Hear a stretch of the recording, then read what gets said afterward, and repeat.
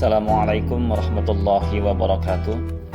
Alhamdulillah, jumpa lagi dalam seri memahami iman, Islam, dan ihsan. Dengarkan, renungkan, insya Allah ada hikmah di dalamnya. Bersama saya, Ahmad Syahroni. Pada pertemuan kali ini kita akan membahas dengan tema punya anak sulit diatur. Tema ini bagian dari seri ihsan. Seorang anak bukan hanya investasi masa depan, tetapi juga investasi akhirat bagi kedua orang tuanya.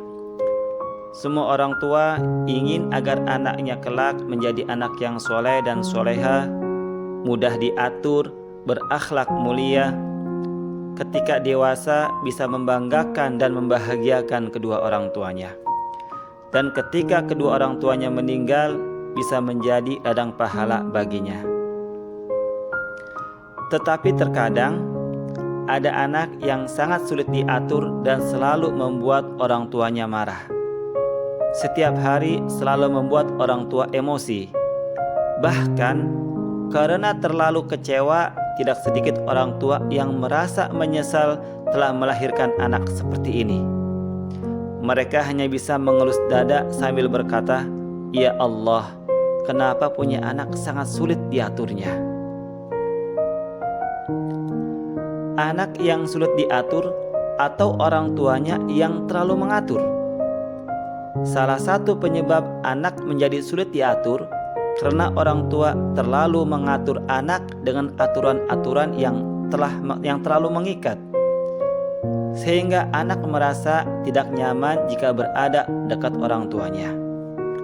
Bisa juga karena orang tua terlalu proteksi terhadap anak.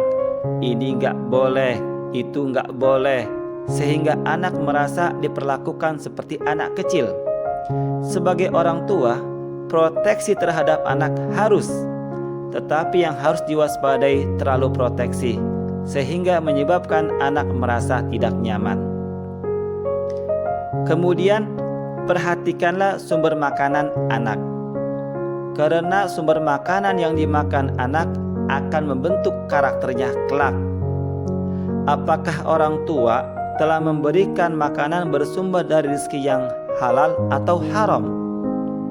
Kalau bersumber dari yang haram, maka yang patut disalahkan orang tuanya, karena dari awal sudah memberikan sumber makanan yang salah.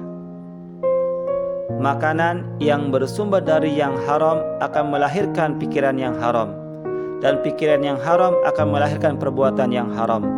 Demikian pesan Imam Ghazali.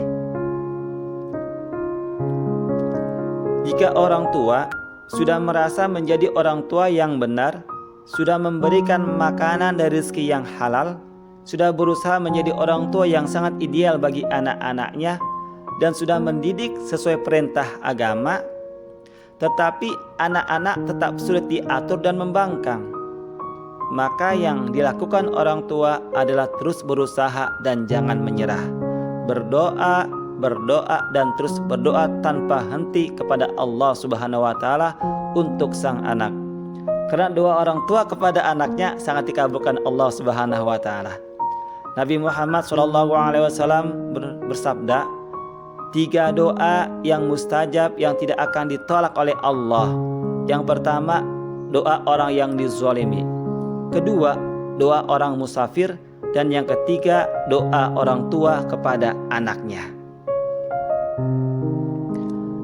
Anak-anak tidak hanya membutuhkan makanan jasmani, tetapi mereka juga membutuhkan makanan rohani. Doa orang tua kepada anaknya termasuk makanan rohani yang sangat dibutuhkan mereka. Sudah banyak ceritanya, anak-anak yang dahulu susah diatur, membangkang, karena kekuatan doa dan keikhlasan doa orang tuanya, anak ini berubah 180 derajat dari jalan yang tidak pernah disangka sama sekali. Seandainya orang tua sudah berdoa setiap waktu, tetapi anak tidak juga berubah karakternya, orang tua harus tetap optimis dan jangan menyerah. Pasrahkan keadaan anak kita kepada Allah.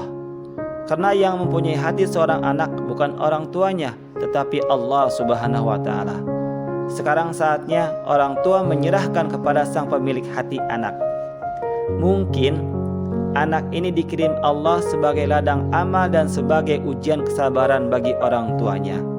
Jangankan kita manusia biasa, Nabi Nuh alaihissalam seorang nabi, tetapi anaknya tetap membangkang kepada Allah Subhanahu wa Ta'ala.